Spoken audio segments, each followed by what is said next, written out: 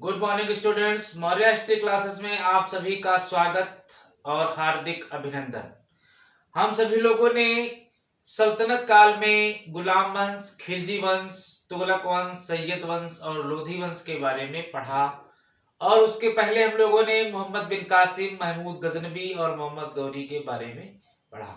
तो आज हम सभी लोग सल्तनत काल की प्रशासनिक, आर्थिक, धार्मिक, सामाजिक, राजनीतिक और सैन्य संगठन, शिल्प, साहित्य, कला आदि के बारे में हम लोग अध्ययन करेंगे।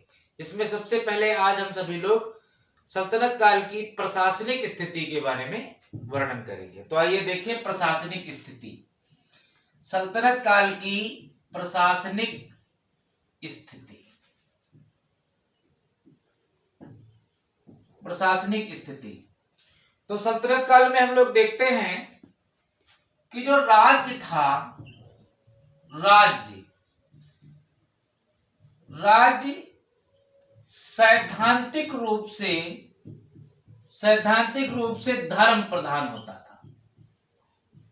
सैद्धांतिक रूप से धर्म प्रधान सल्तनत काल का जो राज्य था सैद्धांतिक रूप से धर्म प्रधान था।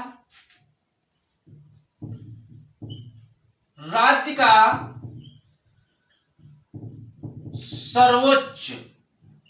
सर्वोच्च व्यक्ति खलीफा को माना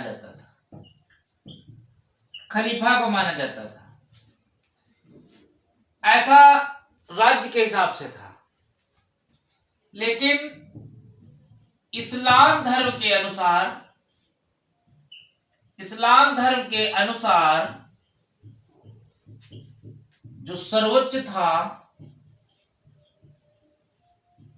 वो शरीयत होती थी। शरीयत मतलब कानून। जैसे आज हमारे भारत देश में प्रधानमंत्री, राष्ट्रपति, मुख्यमंत्री, गवर्नर, बहुत सारे पद हैं, लेकिन जो सबसे सर्वोच्च है वो भारत का संविधान है। इसी तरीके से अगर खलीफा से भी कोई सर्वोच्च होता था तो शरीयत होता था। शरीयत को प्रथम स्थान था और शरीयत के बाद अगर कोई सर्वोच्च होता था वो खलीफा होता था। इसके बाद हम लोग बात करेंगे कि जो सुल्तान होता था, सुल्तान राज्य का सर्वोच्च व्यक्ति, खलीफा के बाद सुल्तान होता था। अगर सुल्तान की हम प्रचलन बात करें तो कानूनों का निर्माता सुल्तान होता था। सर्वोच्च संचालक, सुल्तान को ही हम सर्वोच्च संचालक भी कहेंगे। मुख्य न्यायाधीश, हालांकि और भी बहुत सारे न्यायाधीश होते थे छोटे स्तर पर, लेकिन जब उन लोगों से न्याय नहीं हो पाता था तो जो अंतिम न्याय होता था वो सुल्तान ही करता था। सर्वोच्च सेनापति, सुल्तान सर्वोच्च सेनापति भी होता था। हालांकि और भी छोटे छोटे सेनापति होते थे, छोटी छोटी टुकड़ियों के सेनापति होते थे, लेकिन ओवरऑल पूरी सेना का जो सर्वोच्च सेनापति होता था वो सुल्तान होता था। तो इस प्रकार कानूनों का निर्माता, सर्वोच्च संचालक, मुख्य न्यायाधीश, सर्वोच्च सेनापति सुल्तान होता था। तो मैं कह सकता हूं कि सब कुछ सुल्तान था। यानी अगर एक लाइन में मैं कहूं कि सभी विभागों का मुख्य सुल्तान ही होता था। हालांकि बहुत सारे विभाग थे, उनके हेड होते थे, लेकिन उन सभी विभागों की जो लगाम थी, जो एक डोर थी, वो सुल्तान के पास होती थी। यानी अंतिम जो प्रधान होता था सभी विभागों का वो सुल्तान ही होता था। ये बात क्लियर हो गई है। आगे हम लोग बढ़ें। सबसे पहले हम लोग देखते हैं कि सर्वप्रथम सुल्तान का पद महमूद गजनवी ने धारण किया था। सर्वप्रथम सुल्तान का पद जो था तुर्क सुल्तानों में महमूद गजनवी ने धारण किया था, और यह सुल्तान का पद जो बगदाद के खलीफा होते थे उनसे प्राप्त किया जाता था, यानी जो मुस्लिमों के धर्मगुरु होते थे। तो जितने भी सुल्तान बैठेंगे ये सभी लोग जाएंगे बगदाद, और वहां के जो खलीफा होते थे इनसे ये खिलाअत प्राप्त करते थे।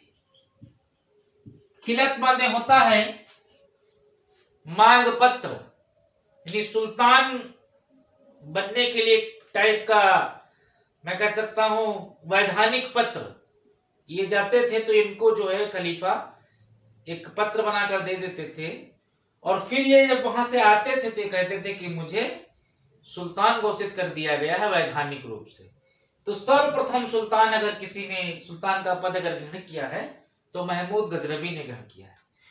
दो लोग ऐसे भी थे जिन्होंने कभी भी जीवन में सुल्तान का पद ग्रहण नहीं किया, और उन्होंने पूरे सल्तनत काल में बिना सुल्तान के पद के राज्य चलाया। वो पहले व्यक्ति थे जिनका नाम था कुतुबुद्दीन ऐबक। मोहम्मद गोरी की मृत्यु के बाद कुतुबुद्दीन ऐबक 1206 में दिल्ली की गद्दी, लाहौर की गद्दी पर बैठा, और इसने सदैव मोहम्मद गोरी के प्रतिनिधि के रूप में कार्य किया, और इसने केवल 2 उपाधियां ग्रहण की थी। एक उपाधि थी मलिक और एक उपाधि थी सिपाह सालार। बस केवल 2 उपाधियां इसने ग्रहण की थी, और इसी से इसने काम चलाया। दूसरा एक व्यक्ति था जिसका नाम था खिज्र खां। इसने एक उपाधि ग्रहण की थी रैयत ए आला, रैयत ए आला। बस इसी उपाधि से इसने काम चलाया, सुल्तान की उपाधि इसने ग्रहण नहीं की। लगभग सभी जितने भी राजा सुल्तान थे इन्होंने सुल्तान की उपाधि ग्रहण की, केवल कुतुबुद्दीन और खिज्र खां को छोड़कर। आगे हम लोग बात करेंगे, एक व्यक्ति और ऐसा है जिसका नाम है अलाउद्दीन खिलजी। अलाउद्दीन खिलजी ने सुल्तान का पद ग्रहण किया, लेकिन इसने खलीफा से कोई मान्यता प्राप्त नहीं की। इसने कहा मैं सुल्तान हूं तो मतलब सुल्तान हूं। इसमें खलीफा से कोई मान्यता लेने की जरूरत नहीं थी, यानी इसने खलीफा को दरकिनार कर दिया। ठीक है, स्वयं उपाधि धारण की, सुल्तान की स्वयं उपाधि धारण की, और इससे बढ़कर इनके पुत्र निकले जिनका नाम था मुबारक खिलजी। मुबारक खिलजी, इन्होंने कहा, इनसे जब कहा गया कि आप खलीफा से सुल्तान पद की उपाधि ले लीजिए, तो इन्होंने कहा मैं खुद खलीफा हूं। इन्होंने कहा मैं स्वयं खलीफा हूं, और जब मैं स्वयं ही खलीफा हूं तो मुझे किसी से पत्र लेने की क्या जरूरत। तो इस प्रकार अलाउद्दीन खिलजी और मुबारक खिलजी एक अपवाद है, और कुतुबुद्दीन ऐबक खिज्र खां इन्होंने बिना सुल्तान के पद, इनको छोड़कर सल्तनत काल के जितने भी सुल्तान आएंगे वो कहीं ना कहीं खलीफा से सुल्तान के पद की जो है सम्मानित यानी खिलाफत प्राप्त करेंगे और सुल्तान का पद धारण करेंगे। सल्तनत काल में उत्तराधिकार का कोई नियम नहीं था, अर्थात सुल्तान की मृत्यु के बाद ऐसा कोई नियम नहीं था कि उसका पुत्र ही गद्दी पर बैठेगा। लेकिन इल्तुतमिश ने पहली बार वंशानुगत उत्तराधिकार नियम प्रारंभ किया था, अर्थात अपने जीवन काल में ही इसने अपनी बड़ी पुत्री रजिया को अगला सुल्तान घोषित कर दिया था। बलवन ने कहा था कि जो सुल्तान का पद है, सुल्तान का पद देवत्व का पद होता है, यानी ये कोई आम पद नहीं है, ये तो देवताओं द्वारा दिया गया पद है और इसका हमें सम्मान करना चाहिए। इसके अलावा अलाउद्दीन खिलजी ने अपनी गरिमा को बढ़ाने के लिए एक उपाधि धारण की थी, सिकंदर द्वितीय ए सानी। एक उपाधि धारण कर ली थी, यानी सिकंदर महान, जो विश्व को जीतना चाहता था, मकदुनिया से जो चला। उसी प्रकार अलाउद्दीन खिलजी भी विश्व को जीतना चाहता था। अलाउद्दीन खिलजी के दो सपने थे, एक वह विश्व को जीतना चाहता था, दूसरा वो नया धर्म चलाना चाहता था। लेकिन उसका एक मित्र था कुतवाल आला उल मुल्क, उसने उसको सलाह दिया था कि ये धर्म चलाने का तुम्हारा काम नहीं है। तो उसने धर्म चलाने का जो विचार था उसको त्याग दिया, और अलाउल मुल्क ने कहा था विश्व विजय करने से पहले आप भारत विजय करो। तो अलाउद्दीन खिलजी ने विश्व विजय का सपना छोड़कर भारत विजय का सपना जो है वो सोचा, और सिकंदर द्वितीय सानी की उपाधि इसने ग्रहण की। इसके बाद हम लोग बात करेंगे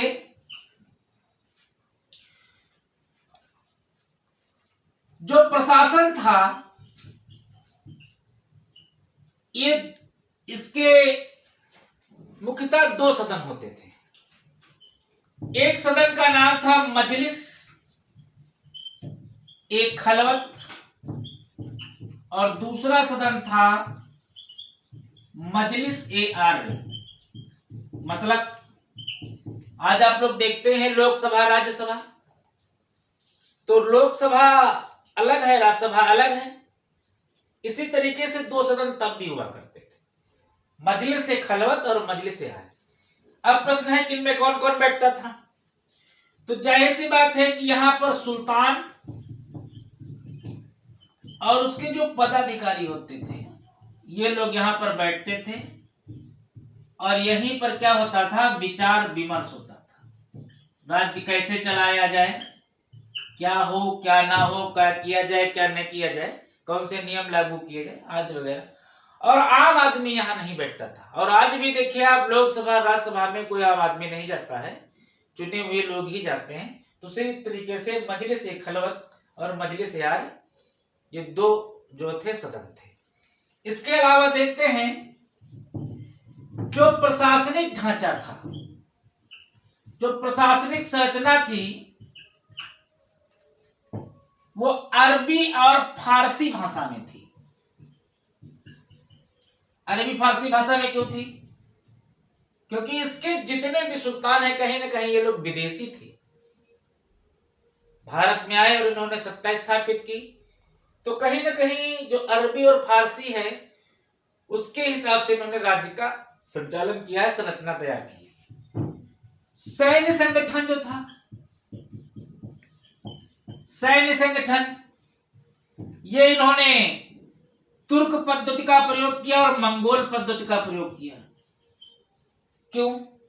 क्योंकि इस पद्धति से सेना बहुत ही कायदे से लड़ती थी और युद्ध को जीतती थी। इसके अलावा जो भू राजस्व की पद्धति थी, यानी कर वसूलने की और भूमि के माप की आदि जो व्यवस्था थी, वो व्यवस्था इन्होंने हिंदुओं की ही ग्रहण की थी।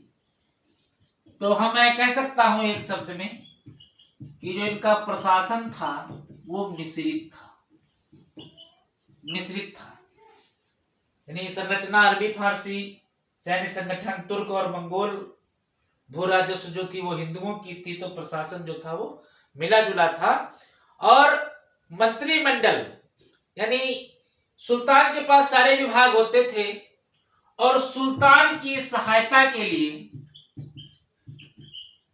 सुल्तान की सहायता के लिए एक मंत्रिमंडल होता था, और ये मंत्रिमंडल सुल्तान के कार्यों में सहायता करता था।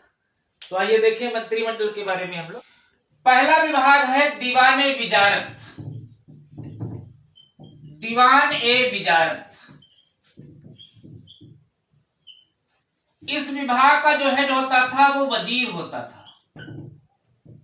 वजीर, आप लोगों ने पढ़ा होगा बचपन में, वजीर वजीर जी हजूर, चोर सिपाही का पता लगाओ। तो सुल्तान के बाद अगर किसी का पद आता था तो वजीर का पद आता था, यानी ये विभाग वजीर के अंतर्गत आता था। कैसा विभाग होता था ये? राजस्व विभाग होता था, राजस्व से संबंधित विभाग होता था, यानी मैं कह सकता हूं वित्त विभाग, वित्त विभाग होता था। लेकिन पूरे सल्तनत काल में एक ऐसा समय भी आएगा जब एक और पद आपको देखने को मिलेगा। ये पद है नाइब ए मामलिकात, नाइब ए मामलिकात। यह पद बहराम शाह के समय पर अस्तित्व में आएगा। असल में यह पद जो राजा गुड़िया राजा होते थे, जो नाम मात्र के शासक होते थे, उनके समय में यह पद आया। यह पद क्या था? यह पद वजीर से ऊंचा था और सुल्तान से नीचा पद था। यानी इस पद पर जो व्यक्ति बैठता था नायब मामलिकात के पद पर, तो राज्य की जो समस्त शक्तियां होती थी वो इस पद वाले व्यक्ति के हाथ में होती थी, और सुल्तान जो होता था वो नाम मात्र का होता था। तो यह पद बहराम शाह के समय में रहा। इसके अलावा जो पावरफुल सुल्तान होते थे उनके समय में यह पद सक्रिय नहीं रहा, निष्क्रिय अवस्था में रहा। तो कुल मिलाकर एक ऐसा पद था जो वजीर से ऊंचा और सुल्तान से नीचा था। चलिए, तो बीच की बात है। आगे हम लोग बात करते हैं दीवाने वजारत। राजस्व विभाग था, वित्त विभाग था, और इसका हेड जो होता था यह वजीर होता था। क्या काम था इसका? लगान वसूल करना, कर व्यवस्था देखना, सेना व्यय देखना, सेना पर कितना व्यय हो रहा है इसको देखना, यानी वित्त संबंधी जितने भी काम होते थे ये देखता था। और ये अकेले इतना कहां देख पाएगा? इतना बड़ा राज्य होता था कि कहां से कराया कितना है, अकेले थोड़ी करता था। इसकी सहायता के लिए टीम होती थी। देखिए कौन कौन सी टीम थी इसकी सहायता के लिए। एक व्यक्ति होता था जिसका नाम है मुशरिफ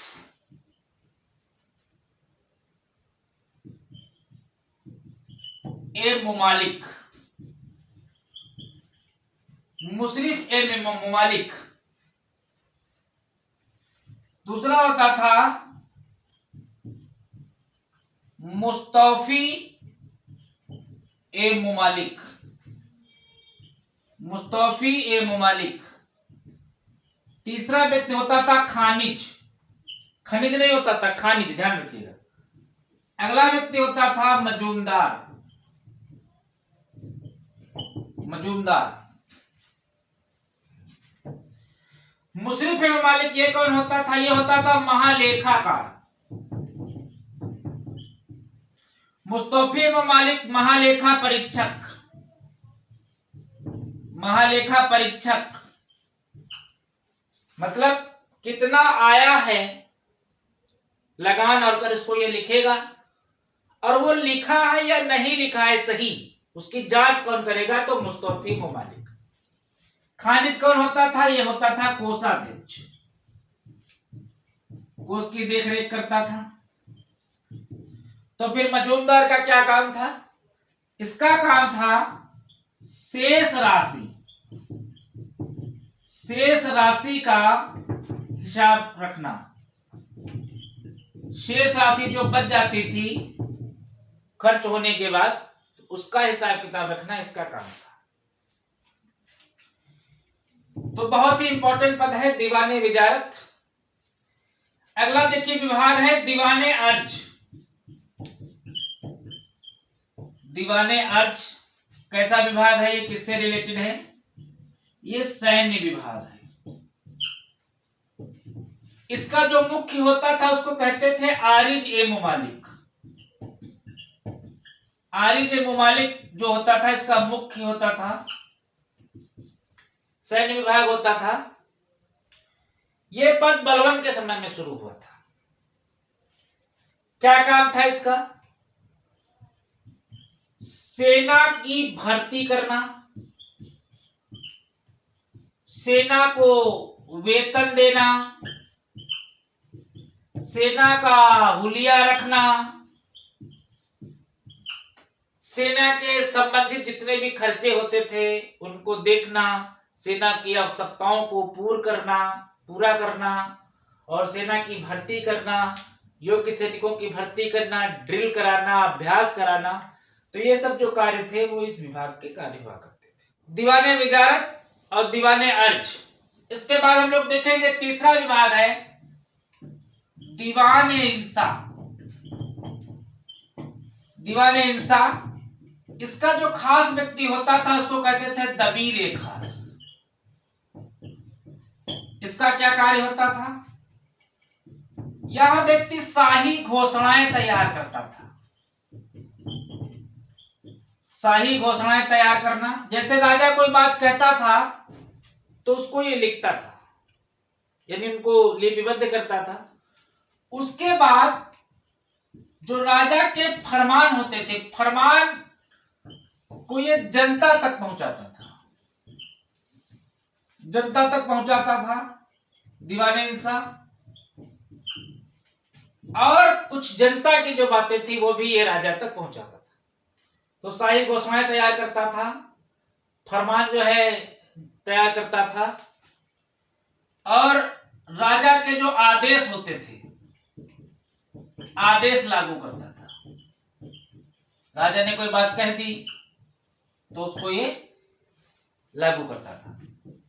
चौथा विभाग था दीवाने विजारत, दीवाने अर्ज, दीवाने इंसा। अगला विभाग है दीवाने रसालत।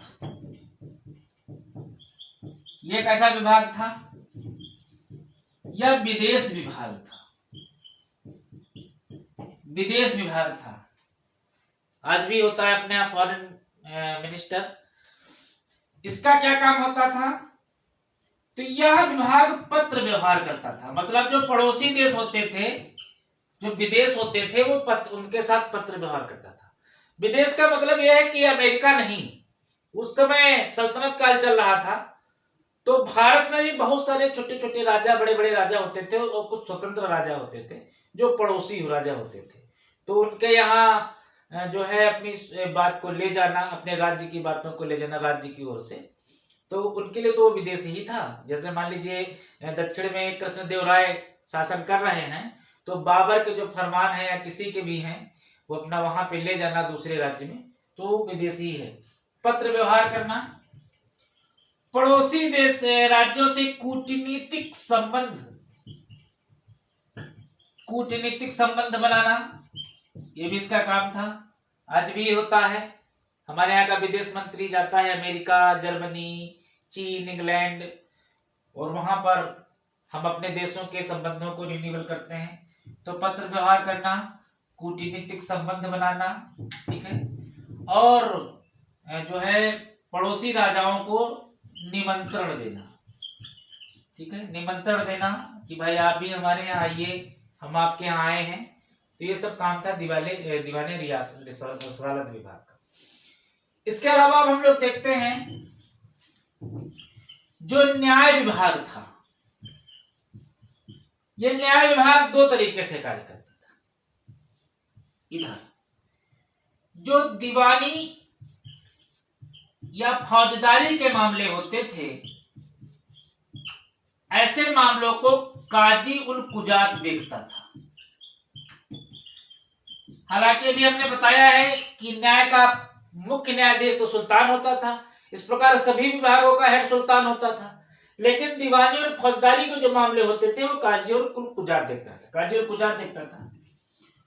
लेकिन कुछ ऐसे मामले होते थे जो धार्मिक होते थे, धार्मिक मामले, जो धार्मिक मामले होते थे वो सद्र उस सुदूर देखता था।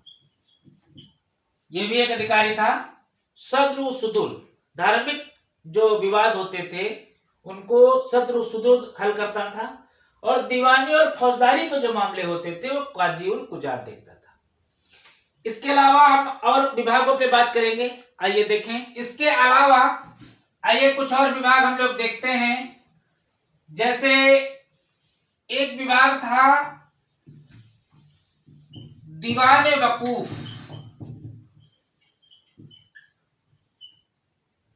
ये जलालुद्दीन खिलजी के समय में प्रारंभ हुआ था।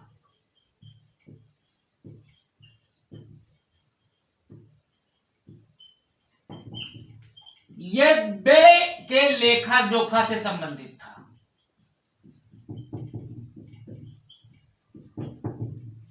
जलालुद्दीन खिलजी ने अपने जीवन में केवल एक ही विभाग की स्थापना की थी, दीवाने वकूफ, जो बे के लेखा जोखा से संबंधित था। इसके अलावा एक विभाग था दीवाने रियासत, ये अलाउद्दीन खिलजी ने प्रारंभ किया था।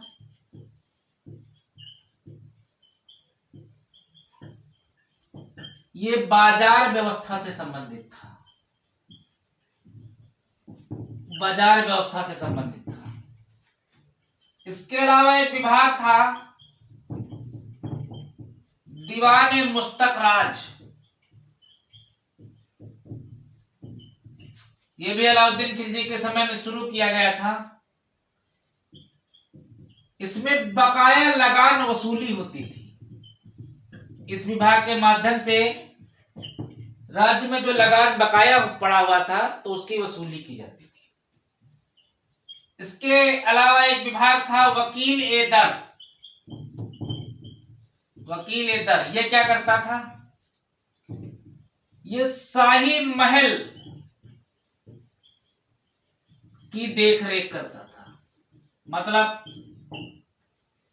शाही महल के अंदर जो भी चीजें कम हैं, जैसे राजा का बिस्तर लगाना है, रानी को कोई काम है, राजा को ड्रिंक करना है, राजा को कुछ मनोरंजन करना है, तो ये सब व्यवस्थाएं जो थी ये वकील दर देखता था, शाही महल की देखरेख करता था।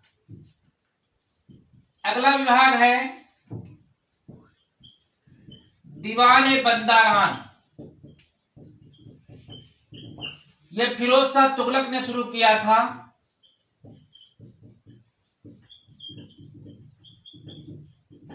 यह दास विभाग था। कहते हैं फिरोज शाह तुगलक को दासों से बहुत प्रेम था। इसके पास 1,80,000 दास थे। 1,80,000, एक बहुत भारी संख्या में दास थे। इसके अलावा एक विभाग था दीवाने खैरात, यह भी फिरोज शाह तुगलक ने प्रारंभ किया था। यह दान विभाग था। कहते हैं कि खैरात में बट रहा है, तो फिरोज शाह तुगलक खैरात में बांटता था। अगर किसी कोई गरीब व्यक्ति है, उसको अपनी बिटिया की शादी करनी है या कोई काम है जो जरूरी है, तो वो आता था और इस विभाग से उसको धन मिलता था। एक विभाग था दीवाने इस्तियाक, ये भी एक विभाग है। ये भी फिरोज शाह तुगलक ने शुरू किया था। कैसा विभाग है? पेंशन विभाग। बूढ़े हैं, कोई बुजुर्ग हैं, विधवा हैं, जो 60 साल के ऊपर हैं, लाचार हैं, उनको राज्य की ओर से पेंशन दिया जाता था ताकि वो अपना गुजारा कर सके। दीवाने इस्तियाक। अगला विभाग है सार्वजनिक निर्माण विभाग। कहीं कहीं इसको आपको मिलेगा दीवाने इमारत, एक शब्द ये भी मिलेगा। तो ये दोनों एक ही विभाग के नाम हैं। इसी को पीडब्ल्यूडी कहते थे।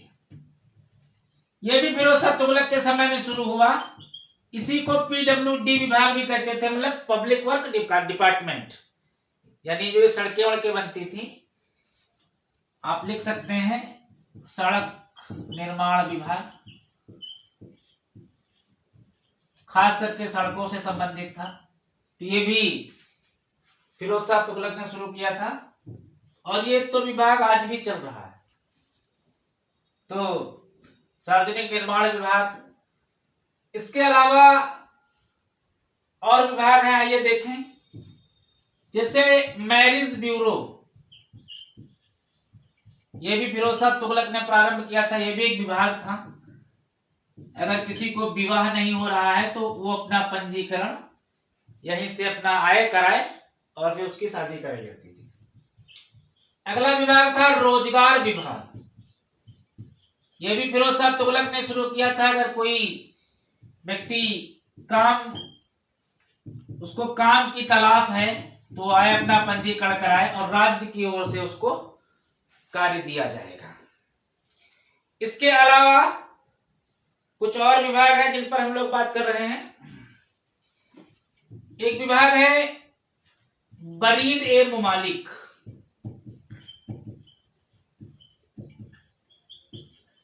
ये कैसा विभाग है? ये गुप्तचर विभाग है। गुप्तचर विभाग। और कहते थे जिसकी गुप्तचर व्यवस्था सबसे अच्छी, उसका राज्य का जो संचालन है वो सबसे अच्छा। एक और विभाग था दीवाने कोही। दीवाने कोही ये मोहम्मद बिन तुगलक ने शुरू किया था।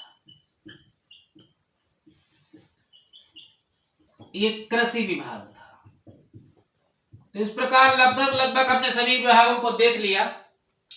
आइए एक चीज और देख लें कि जो प्रशासन था वो किस तरीके से इसका विभाजन था। प्रशासन प्रांतों में बटा हुआ था।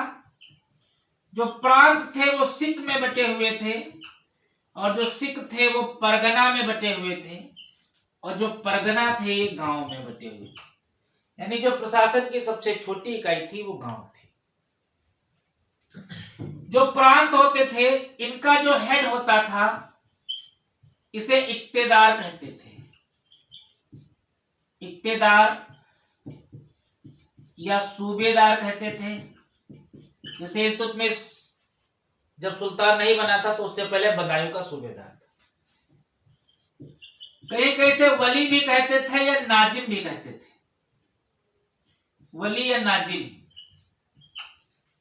सिख ये जिला होता था। इसका जो हेड होता था उसको सिकदार कहते थे। परगना ये तहसील लेवल पे होता था। यहां पर दो अधिकारी होते थे, एक आमिल होते थे, एक मुंसिफ होते थे। जो आमिल होते थे ये अधिकारी होते थे और ये जो मुंसिफ होते थे ये कर संबंधी कार्य देखते थे। गांव में जो सबसे हेड अधिकारी होता था उसको मुकदहम कहते थे। कहीं कहीं खूत शब्द भी मिलेगा, कहीं कहीं चौधरी शब्द भी मिलेगा। यानी गांव का जो प्रधान होता था उसको मुकदहम कहते थे, आज जैसे गांव में प्रधान होते हैं। तो इस प्रकार जो सल्तनत काल में सबसे बड़ी इकाई प्रशासन प्रांतों में बटा हुआ था और प्रांतों के बाद प्रांत जिलों में यानी सिख में बटे हुए थे। सिख परगना यानी तहसील में बटे हुए थे और जो तहसीलें थी वो गांव में बटी हुई थी। तो सबसे बड़ी इकाई प्रशासन, सबसे छोटी इकाई जो थी वो गांव थी। तो इस प्रकार हमने प्रशासनिक स्थिति का वर्णन देखा सल्तनत काल में। और इसके बाद हम लोग कल इसके आगे अध्ययन करेंगे। तब तक के लिए आप अगली वीडियो का इंतजार कीजिए। नोट्स बनाते रहिए। बहुत ही इंपॉर्टेंट विभाग है ये। आपके परीक्षाओं में विभागों से कुछ न कुछ पूछा जरूर जाता है। एक आधे विभाग आपको जरूर से जरूर मिलेंगे। तो आप इनका अध्ययन करिए और वीडियो को लाइक शेयर और अवश्य करिए। और अगर किसी विभाग के बारे में आपको और कुछ भी जानकारी लेनी है तो आप कमेंट बॉक्स में लिख सकते हैं। मैं प्रयास करूंगा कि उसका उत्तर मैं आपको दे सकूं। थैंक